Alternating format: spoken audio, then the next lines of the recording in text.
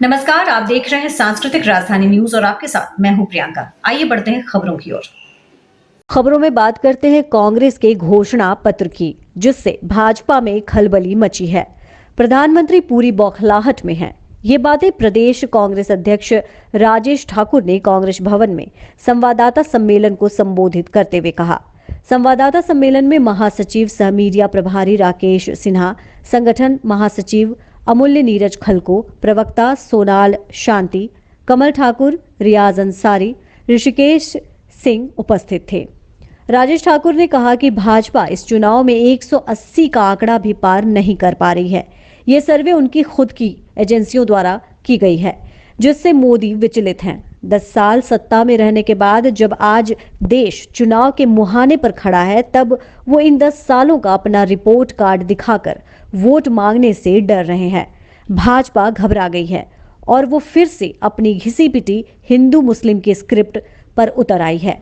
कांग्रेस का घोषणा पत्र कागज नहीं बल्कि न्याय पत्र है और ये हर उस समस्या का समाधान है जो भाजपा ने अपने 10 वर्षों के शासनकाल में जनता पर लादा है। उन्होंने कहा कि आज देश में जब चुनाव मुहाने पर है और इसके साथ देश में पर्व का माहौल भी है, तब हमें ये भी तय करना है कि पर्व की आड़ में वोटों का ध्रुवीकरण न हो। हमें अफवाहों से बचना होगा, क्योंकि भाजपा मतों के ध्रुवीकरण के लिए सांप्रदायिक माहौल बनाने में माहिर है। उन्होंने कहा कि चुनाव देश के संविधान को बचाने की लड़ाई है, क्योंकि भाजपा को शुरू से ही देश के संविधान पर विश्वास नहीं था। वो देश पर अपनी सांप्रदायिक विचारधारा थोपना चाहती है।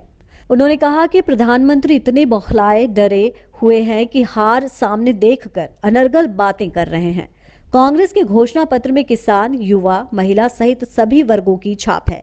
इसलिए मोदी हर बार की तरह देश की जनता को मूल मुद्दे से भटकाने की कोशिश कर रहे हैं। इसी बौखलाहट में बिना सोचे समझे कांग्रेस घोषणा पत्र पर मुस्लिम लीग की छाप होने का जुमला जड़ दिया, जबकि भाजपा के पुरखे यानी श्यामा प्रसाद मुखर्जी मुस्लिम लीग के साथ मिलकर 1942 में बंगाल, सिंध, NWFP में सरकार चला रहे थे और अंग्रेजों को सलाह दे रहे थे कि आंदोलन का दमन कैसे किया जाए। कांग्रेस के घोषणा पत्र में जम्मू कश्मीर, पुडुचेरी, लद्दाख, आंध्र प्रदेश, दिल्ली, मणिपुर, इन सभी राज्यों के लिए भी विशेष घोषणा की गई। कांग्रेस ने देश की जनता को जब भी जो गारंटी दी है उसे हमेशा पूरा किया है। आज देश की जनता प्रधानमंत्री मोदी से पूछ रही है, जो जुमले पहले दिए थे उनका जवाब दो, मेरे विकास का हिसाब दो। वहीं संवाददाता सम्मेलन में 5 न्याय 25 गारंटी पर अखिल भारतीय कांग्रेस के प्रवक्ता ज्योति सिंह ने विस्तार पूर्वक प्रकाश डालते हुए बताया कि कांग्रेस के घोषणा पत्र के 5 न्याय स्तंभ हैं, जिसमें युवा न्याय, किसान न्याय, नारी न्याय, श्रमिक न्याय, हिस्सेदारी न्याय शामिल है। इसके तहत खाली पड़ी 30 लाख नौकरियों में अविलंब भर्ती, अग्निवीर योजना समाप्त करना, MSP की गारंटी, GST मुक्त बीज, खाद, कृषि उपक्रम, सरकारी नौकरी में महिलाओं को 50% आरक्षण, गरीब परिवार की महिला मुखिया को 1 लाख सालाना, मनरेगा मजदूरी 400 रुपए प्रतिदिन, गिग वर्कर्स को सामाजिक सुरक्षा के अलावा आर्थिक और जातिगत जनगणना शामिल है। स्वागत मंच पे हमारे साथ हमारे दाहिनी अंतिम झारखंड प्रदेश कांग्रेस कमेटी के प्रवक्ता ऋषिकेश सिंह, उनके बगल में प्रवक्ता रियाज अंसारी जी, हमारे बाईं और अंतिम प्रवक्ता सोनल शांति रिंकू तिवारी जी, उनके बगल में झारखंड प्रदेश कांग्रेस कमेटी के संगठन प्रभारी और कार्यालय प्रभारी अमूल्य नीरज खलको जी, और अखिल भारतीय कांग्रेस कमेटी के प्रवक्ता आदरणीय ज्योति सिंह जी, और हमारे साथ आप लोगों से मुखातिब होंगे प्रदेश कांग्रेस के सम्मानित अध्यक्ष राजेश ठाकुर जी और अखिल भारतीय कांग्रेस कमेटी के प्रवक्ता ज्योति सिंह जी। हम आदरणीय अध्यक्ष से आग्रह करेंगे कि वो आप लोगों से मुखातिब हों। कि लोकसभा चुनाव की शुरुआत हो चुकी है। इस निमित्त हम लोगों के घोषणा पत्र की भी बात आप सबों के सामने आ चुकी है और निश्चित रूप से चुनाव है तो हमें रोज इस तरह से मिलना होगा, आपसे बात करनी होगी, आपके माध्यम से सभी लोगों तक जो आम आदमी है उस तक अपनी बात पहुंचानी होगी। उस निमित्त इस प्रेस कॉन्फ्रेंस में उपस्थित तमाम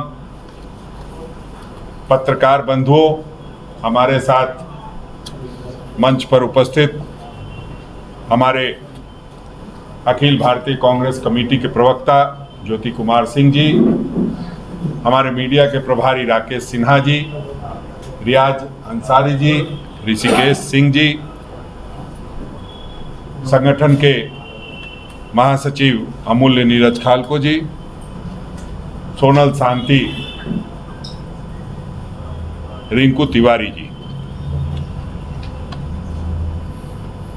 हम लोगों का घोषणा पत्र जारी होने के बाद आपने देखा है कि किस तरह से प्रधानमंत्री जी बौखलाहट में अनाप शनाप अनर्गल बयानबाजी, अनर्गल भाषण दे करके कहीं ना कहीं अपने आप को केंद्र बिंदु में रखना चाहते हैं। जनता से वो पूरी तरह से नकारे जा चुके हैं। अपने 10 साल के कार्यकाल के बारे में बताने को उनके पास कुछ भी नहीं है। इसलिए वो कांग्रेस के मैनिफेस्टो पे चर्चा कर रहे हैं। एक उनकी सबसे बड़ी आदत ये है, या भारतीय जनता पार्टी के नेताओं की आदत है, पूछिएगा चाचा का नाम बताएंगे मामा का, पूछिएगा मामा का नाम बताएंगे फूफा का, क्योंकि अपने पास उनको कहने के लिए कुछ भी नहीं है। और जिस तरह से इलेक्टोरल बॉन्ड का मामला सामने आया है, उस दिन से वो पूरी तरह से विचलित और परेशान है, और अपनी परेशानी को दूर करने के लिए लगातार झूठ पर झूठ बोले जा रहे हैं, झूठ की गारंटी दिए जा रहे हैं। ऐसे में हम लोगों का दायित्व बनता है कि जो जनता को एक बार फिर से गुमराह करने का वो प्रयास कर रहे हैं, उसको हम विफल कर सके। उनको अपने ही जो उन्होंने सर्वे कराया है या जो सरकारी माध्यम से सारी बातें उन तक आती है, उनको बताया गया है कि आप इस बार पूरे 123 सीट जो है आपके कम आ रहे हैं, और उस वजह से वो बहुत परेशान दिख रहे हैं और लगातार सिर्फ और सिर्फ कांग्रेस पर हमला करके, कांग्रेस के मैनिफेस्टो पर हमला करके वो अपनी ओर ध्यान आकृष्ट कराना चाहते हैं। उनको ये बर्दाश्त नहीं है कि गरीब और आम आदमी की आवाज को कांग्रेस पार्टी बुलंद करे, गरीब और आम आदमी के जेब में कुछ जा सके, उनको न्याय मिले। जब से आदरणीय राहुल गांधी जी ने भारत जोड़ो न्याय यात्रा की और उससे पहले भारत जोड़ो यात्रा की, उन्होंने लगातार लोगों से, युवाओं से, नारी से, पिछड़ों से, अगरों से, दलितों से, आदिवासियों से, अल्पसंख्यकों से, सबसे लगातार मुलाकात की, और उसका जो निचोड़ आया, उससे जो सारी बातें कलेक्ट हुई, उन सबको कांग्रेस पार्टी ने अपने मैनिफेस्टो के रूप में उतारा है। और सही बात यह है कि जब हजार लोग, यूं कहिए कि करोड़ों लोगों से उनकी मुलाकात हुई, पहले 4000 किलोमीटर पैदल चले, फिर 6713 किलोमीटर की यात्रा की, और उस यात्रा में जितने लोगों से बात की और जो लोगों का दुख था, उसको जब हम दुख को दूर करने के लिए अपने मैनिफेस्टो में वादा कर रहे हैं, जो हमने न्याय पत्र जारी किया है, उससे कहीं न कहीं पूरी भारतीय जनता पार्टी बेचैन है और लगातार तरह तरह की बातें कर रहे हैं। मैं उनकी बातों पर नहीं जाऊंगा। हम लोग चुनाव के मुहाने पे खड़े हैं। ऐसे में एक बात का जरूर हमें आशंका है कि हमारे यहां त्योहार का माहौल है। 3 दिन के बाद ईद होगी, सरहुल होगा, उसके बाद रामनवमी है। लोगों के मन में एक डर बैठा हुआ है कि चुनाव है, कहीं चुनाव में अपने ध्रुवीकरण के फायदे को उठाने के लिए तरह तरह की साजिश करके कहीं मतों का ध्रुवीकरण नहीं कराया जाए। क्या बताएं, इतना देर से यही बताए हैं, ये सब यही बात करके इधर उधर की बात न कर, काफिला क्यों लूटा, देश कैसे बर्बाद हुआ, ये बताना चाहिए प्रधानमंत्री जी को। प्रधानमंत्री जी ने आज तक नहीं बताया कि बूस्टर डोज लोगों को क्यों दिलवाया, क्यों थाली और घंटी बजवाया। और जहां तक मुस्लिम लीग की बात है, देश की आजादी के समय में भी इनका नाता मुस्लिम लीग के साथ था। इसलिए ये इन बातों को आगे करके कहीं ना कहीं अपने जो कमियां है उससे सीधी बात क्या होनी चाहिए, 10 साल में आपने क्या किया युवाओं के लिए, महिलाओं के लिए, श्रमिकों के लिए, जो लोग अंतिम पायदान पर बैठे हुए हैं उनके लिए आपने क्या किया। उनके लिए आपने कुछ नहीं किया। अगर आपकी कोई उपलब्धि है उसको बताइए और तब आगे जाइए। हम समझते हैं ध्यान भटकाने के लिए मैंने पहले ही निवेदन किया है कि तमाम इस तरह की हिंदू महासभा, मुस्लिम लीग, ईसाई community, Buddhist community, Jain community, इन सब की बात होगी और कहीं न कहीं इसका वो फायदा उठाते हुए इतना ही करेंगे कि अपनी मन की बात जो और मनमानी कर रहे हैं वो लोगों को नहीं बताएंगे। हम समझते हैं कि आप लोग भी अच्छी तरह से इन बात को समझते हैं। यहाँ के युवाओं को भी स्टाइपेंड की बात की वो नहीं मिला, कर्ज माफी की बात की वहाँ पर भी फेलियर रहा। नहीं, कौन सी कर्ज माफी फेलियर? किसानों के कर्ज माफी की आपने बात कही। आपको पता नहीं है इसका मतलब? नहीं मिला। अरे ऐसा गलत सवाल पूछ करके सबको दिग्भ्रमित मत कीजिए, सच्चाई से रूबरू होइए। और आपको पता होना चाहिए किसानों का कर्जा माफ हुआ है, ये कौन कह रहा है? कुछ एनपीए वाले इश्यूज थे, वो सही हो सकते हैं, लेकिन सवाल ये ना 2 लाख अपने 2 लाख घोषणा पत्र में 2 लाख था। ठीक है, 2 लाख था। आपने राज्य की स्थिति बर्बाद करके रखी हुई थी, डबल इंजन की सरकार थी, लूटने का काम किया, सफेद हाथी उड़ाने का काम किया, मुख्यमंत्री को उन्हीं के मंत्री ने चुनाव हरा दिया भ्रष्टाचार के मुद्दे पर, जीएसटी का पैसा नहीं देना, रॉयल्टी का पैसा नहीं देना। निश्चित रूप से इन सारी बातों की वजह से अब जो ये डबल इंजन की सरकार कह करके लूट रहे थे, जब उनको उससे बाहर किया है, सिंगल इंजन की सरकार हमारी भी बनी थी, डबल इंजन की सरकार बनने वाली है, इंतजार का मजा लीजिए।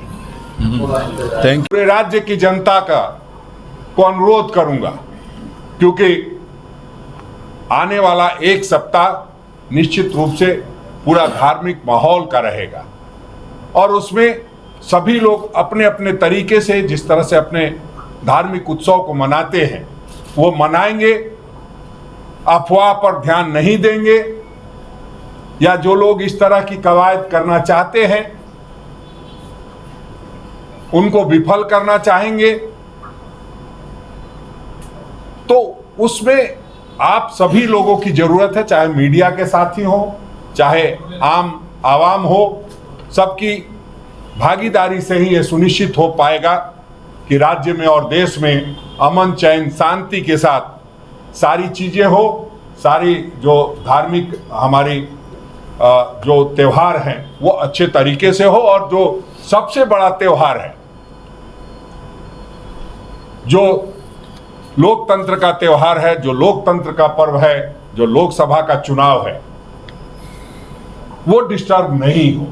उसमें लोग अपने अपने तरीके से जो 10 साल में प्रधानमंत्री जी ने किया है उसका बारीकी से अध्ययन करके उसका जवाब दे सके। हमने जो हमारे राहुल गांधी जी ने जो यात्रा की है और उस यात्रा के माध्यम से घोषणा पत्र को उसमें शामिल किया है। उस पर बहुत विस्तार से हमारे साथी हैं, वो बताएंगे। हम इतना ही चाहेंगे कि इस न्याय पत्र में हर उस समस्या का समाधान है जो मोदी सरकार ने पिछले 10 वर्षों में पैदा किया है, और बेरोजगारी, महंगाई, आर्थिक असमानता, किसानों की दिक्कतें, महिलाओं की असुरक्षा, यह न्याय पत्र लोगों की आवाज है और यह भारत की आवाज है। कन्याकुमारी से लेकर कश्मीर तक और मणिपुर से लेकर मुंबई तक के लोगों की आवाज है। इसको दबने नहीं देना है। आप सभी मीडिया के साथियों से भी मेरा आग्रह होगा कि जो हमारा न्याय पत्र बना है वह आप अपने माध्यम से घर घर तक पहुंचाने का काम करेंगे। ज्यादा से ज्यादा जब हम अपने एजेंडे पे बात करें, जब हम लोगों की समस्याओं पर बात करें, जब गरीब मजलूम लोगों की बात करें, तो कॉरपोरेट घराने के जो समर्थक हैं वो आगे आकर के उसको रोकने का प्रयास ना करें। उसमें आप सभी का सहयोग अपेक्षित है। आपने देखा है कि किस तरह से जो 5 जो स्तंभ बनाए गए हैं, जो आदरणीय राहुल गांधी जी, आदरणीय मल्लिकार्जुन खड़गे जी, आदरणीय श्रीमती सोनिया गांधी जी, आदरणीय श्रीमती प्रियंका गांधी जी, केसी वेणुगोपाल जी, जयराम रमेश जी और तमाम जो हमारे नेतागण हैं, जो हमारे प्रभारी गुलाम अहमद मीर साहब हैं, ऐसे तमाम लोगों ने अपने अपने राज्यों से एक कोशिश करके जो भी सहयोग हुआ है किया है और उसको हम लोगों ने कलम बंद करने का काम किया है। उसमें युवा न्याय है, किसान न्याय है, नारी न्याय है, श्रमिक न्याय है और सबसे बड़ी बात जो हिस्सेदारी न्याय की करते हैं वो बात है। गिनती करो, आदरणीय राहुल गांधी जी ने कहा है। किस लिए गिनती करो? इसलिए नहीं कि कोई जात और पात की बात हो, वो इसलिए कि किस जाति को क्या मिला है। क्या केवल जाति का इस्तेमाल राजनीतिक उद्देश्यों को पूर्ति के लिए हुआ है या वाकई में उनका कुछ उत्थान भी हुआ है? लगातार प्रयास करने के बावजूद वो जिस पायदान पे रहने चाहिए थे वो नहीं दिखाई देते हैं। ऐसा राहुल जी को महसूस हुआ है और ऐसा हमें महसूस होता है। तो सबसे पहली बात क्या है? गिनती करनी है कि कौन कहाँ है और किस हालात में है। इसलिए हम लोगों ने आर्थिक और जातिगत जनगणना की बात की है। और आप जनगणना की बात जब करते हैं तो दुख होता है कि इस प्रदेश में हम रहते हैं और हमारे प्रदेश के लोगों के लिए जो सेंसस का परफॉर्मा है उसमें जगह नहीं है, जिसकी मांग हम लोग लगातार करते आए और हम लोगों ने विधानसभा से उसको पारित करने का काम किया है। सरना धर्म कोड, सरना धर्म कोड हम इसलिए चाहते हैं कि आदिवासियों की भी गिनती हो सके। आप गिनती नहीं होने देना चाहते हैं, इसलिए आपके 12 सांसद ने कभी इसके प्रति कोई संजीदगी नहीं दिखाई। में इसकी आवाज बुलंद हो, लेकिन दुर्भाग्य ये जो 12 सांसद हैं झारखंड के, इन्होंने कभी इस बात की चिंता नहीं की कि उनका भी एक धर्म है और उनका भी एक सेंसस में उनकी जगह होनी चाहिए। उसकी परेशानी आज के दिन में क्या है कि आदिवासी छात्रों को जो छात्रवृत्ति चाहिए, इंटरमीडिएट काउंसिल में एक फॉर्म आता है, उसमें उसने दिया हुआ है कि ये हिंदू है, ये मुस्लिम है, ये सिख है, ये जैन है, ये क्रिश्चियन है, लेकिन उसमें ये नहीं दिया है कि सरना है। अब जो व्यक्ति सरना धर्म को मानता है वो जब तक उसमें कॉलम नहीं, अदर्स का भी कॉलम नहीं दिया गया है। अगर अदर्स का भी होता तो वो शायद अदर्स में टिक कर लेते, लेकिन अदर्स का भी नहीं होने से जो उनको वांछित लाभ है वो नहीं मिल सकता है। अब आप कहेंगे कि वो हिंदू में डाल दे, तो ये उन पे डिपेंड करता है। वो परसों गया था मैं मुरमा, वहां जिन लोगों से मुलाकात हुई उन लोगों ने स्पष्ट शब्दों में कहा कि हम छात्रवृत्ति का 2-4 हजार रुपया लेने के लिए अपना धर्म नहीं बदलेंगे। हम सरना धर्म को मानने वाले लोग हैं, हम प्रकृति का पूजा करने वाले लोग हैं, हम सरहुल मनाने वाले लोग हैं, हम इस बात को कतई नहीं मानेंगे। तो इन सारी चीजों को देखते हुए हमारे नेता आदरणीय राहुल गांधी जी ने एक बड़ी मुहिम छेड़ी है, एक बड़ा हमें मैनिफेस्टो दिया है, और उस मैनिफेस्टो जो न्याय पत्र के रूप में जाना जा रहा है, उस पर बहुत सारी बातें और भी है। मैं कहूँगा कि आप भी ज्योति कुमार सिंह जो हमारे बीच दिल्ली से आए हैं वो भी अपनी बात को रखेंगे। मैं कुछ ज़्यादा कह गया हूँ तो माफ़ कीजिएगा, लेकिन हमारे अतिथि भी हैं ज्योति जी, निश्चित रूप से वो जो 5 न्याय है उसके बारे में थोड़ा विस्तार होगा। हमारे जुझारू झारखंड के प्रदेश कांग्रेस कमेटी के अध्यक्ष राजेश ठाकुर जी ने सारी बातों को रख दिया है। चूँकि मुझे मौका दिया है तो मैं भी दो बात अपनी रख देता हूँ। इनके साथ जो हमारे राकेश जी हैं, रिकेश जी हैं, रियाज जी हैं, लग जी हैं और रिंकू जी हैं, सारे जुझारू प्रवक्ता लोग हैं इनके टीम में जो अपनी बातों को आपके साथ मिलते रहते हैं। ये जो जैसा कि राजेश ठाकुर जी अध्यक्ष जी ने आपको बताया कि ये जो हमारा घोषणा पत्र है, ये बेसिकली ये घोषणा पत्र जो है ये समस्याओं का समाधान है और ये जनता की आवाज़ है, लोगों की आवाज़ है। ये कोई घर में एसी रूम में बैठकर लिखा गया ये कोई घोषणा पत्र नहीं है।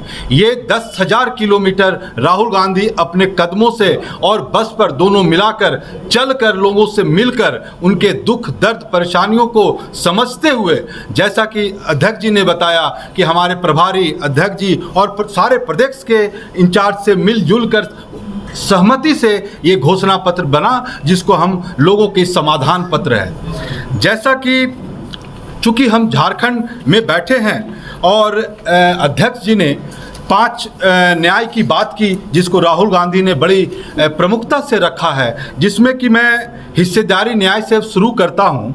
इस हिस्सेदारी न्याय में जैसा कि अध्यक्ष जी ने बताया आपको कि गिनती करो, तो गिनती करो कि क्यों करो इसके बारे में इन्होंने बताया। उसमें दूसरी जो प्रमुख बातें हैं कि चूंकि हमारा ये स्टेट ट्राइबल स्टेट है, ट्राइबल समुदाय का स्टेट है, जहां राहुल गांधी, सोनिया गांधी और हमारे कांग्रेस प्रेसिडेंट जल जंगल जमीन का कानून हक की बात करते हैं, जिसका कि भारतीय जनता पार्टी आरएसएस के लोग विरोधी हैं, जिसका सबसे बड़ा एग्जाम्पल हमारे जब पार्लियामेंट का इनॉग्रेशन कर रहे थे उसी में दिख गया था कि इस देश की राष्ट्रपति एक ट्राइबल महिला है, लेकिन उनको सम्मान नहीं दिया गया, जो कि आपको भी पता है, देश के हर बच्चे को पता है कि सबसे प्रथम जो महिला पर्सन होता है वो देश की राष्ट्रपति होता है। दूसरा, जब वन अधिकार कानून वाले पट्टी का जब हम बात करते हैं तो भारतीय जनता पार्टी हमेशा विरोध करती है। फिर उसके बाद वन अधिकार अधिनियम लागू किया जाएगा, इसका भी कांग्रेस पार्टी ही इसकी वकालत करती है। तो जब हम बात करते हैं शेड्यूल कास्ट की, जब हम बात करते हैं दलित पिछड़ों की बात करते हैं इकोनॉमिकली भी, तो भारतीय जनता पार्टी एक असमानता बनाए रखना चाहती है। आपको पता है, मैं आंकड़ों में नहीं जाऊंगा, लेकिन फिर भी एक आंकड़ा बताना जरूरी है, क्योंकि जब हम हिस्सेदारी की बात करते हैं तो केवल 1% इस देश में लोग 50% इस देश की जो संपत्ति है उनके पास है। तो जब हम असमानताओं की बात करते हैं, हिस्सेदारी की बात करते हैं, तो राहुल गांधी का साफ साफ कहना है कि जो इस देश में है वो क्यों नहीं उनके पास, अगर किसी के पास गाड़ी है तो दूसरे के पास भी होना चाहिए, किसी के पास 3 टाइम खाना है तो सबके पास होना चाहिए। तो ये खाई को बांटने की बात करता है, जिसका अध्यक्ष जी ने आपको विस्तार से बताया। दूसरा जो सबसे इंपॉर्टेंट जो बात है, श्रमिक न्याय की बात करते हैं राहुल गांधी जी, खड़गे जी बात करते हैं, सोनिया जी भी बात करते हैं, जिसके बारे में जिसका इनिशियली आपको राजेश ठाकुर जी ने आपको बताया। जब हम श्रमिक न्याय की बात करते हैं, इसमें कौन इसको दो मत कह सकता है कि श्रमिक न्याय मनरेगा कहाँ से शुरू हुई, कौन शुरू किया आज मनरेगा क्या स्थिति हो गई।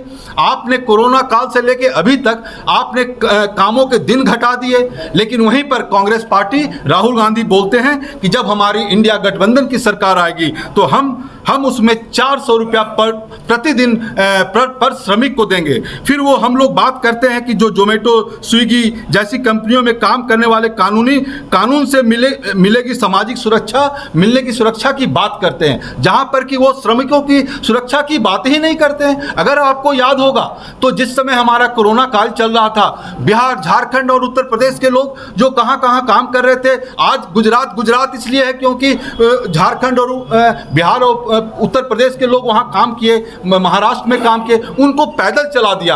आज वो स्थिति कर दिया था उन लोगों ने। तो मैं श्रमिक न्याय का जब बात करते हैं कांग्रेस, राहुल गांधी, तो वो इसी की बात करते हैं कि आप उनके भी हेल्थ की बात करो, उनके भी हेल्थ बीमा की बात करो, जिसमें कि वो साफ कहते हैं कि 25 लाख रुपए तक की स्वास्थ्य योजना, जिससे इलाज, टेस्ट, दवाई सब मिलेगा। तो हमारा जो मैनिफेस्टो है, जब हम श्रमिक न्याय की बात करते हैं तो हम उनके हेल्थ की भी बात करते हैं और डेली कमाने की भी बात करते हैं, जिसमें ज़्यादा पैसा मिलेगा। अब जब बात हम करते हैं कि जो तीसरा न्याय जिसके बारे में इन्होंने बताया अध्यक्ष जी ने, जो हम युवा की बात करते हैं, आज युवाओं की स्थिति क्या है। आज के 100 साल में सबसे ज़्यादा आज बेरोजगारी 42% आज युवाओं की है। जिस युवा न्याय की बात करते हैं, आज प्रधानमंत्री जब बात करते हैं, जब हमारे वो इस घोषणा पत्र को उन्होंने देखा, सुना, तो इतनी बौखलाहट हो गई उनको। क्यों बौखलाहट हो गई? केवल इसीलिए बौखलाहट हो गई कि राजेश ठाकुर जी ने ठीक बोला कि इतना पॉपुलर हो गया हमारा ये घोषणा पत्र कि आज उनको बौखलाहट में धर्मों की बात करना पड़ गया, रिलीजन की बात करना पड़ गया। इसलिए इन्होंने जो बात कही है उसमें बहुत दम है, और इन्होंने जो आशंका जताई है उसमें 100% नहीं 200% उसमें दम है, जिसमें आप जैसे बुद्धिजीवी पत्रकारों का बहुत योगदान होगा, हम आम लोगों के अलावा।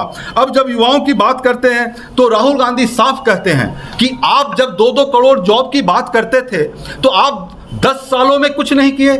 तो मैं कांग्रेस पार्टी और इंडिया गठबंधन आपको श्योर करता हूं 140 करोड़ जनता को कि अगर हमारी सरकार आएगी तो हम जो 30 लाख जॉब जो सरकारी खाली है उसको हम पूरा करेंगे। जो सबसे बड़ी, वो तो कोई अपने पॉकेट से देने की बात नहीं कर रहे हैं, वो कह रहे हैं जो सरकार में ही जो खाली है, जो जानबूझकर नरेंद्र मोदी युवाओं को बेरोजगार रखना चाहती है और अलूल जुलूल बातों में फंसा कर रखना चाहती है, इमोशनल बातों में फंसा कर रखना चाहती है, उससे हटाकर राहुल गांधी खड़गे जी ये चाहते हैं कि हम 30 लाख जॉब, सरकारी जॉब हम सबसे पहले आकर देंगे। वो ये भी बोलते हैं कि जो युवा 25 साल के होंगे, जो ग्रेजुएट है, उनको हम 1 लाख साल में देंगे, ताकि वो अपना पढ़ाई उस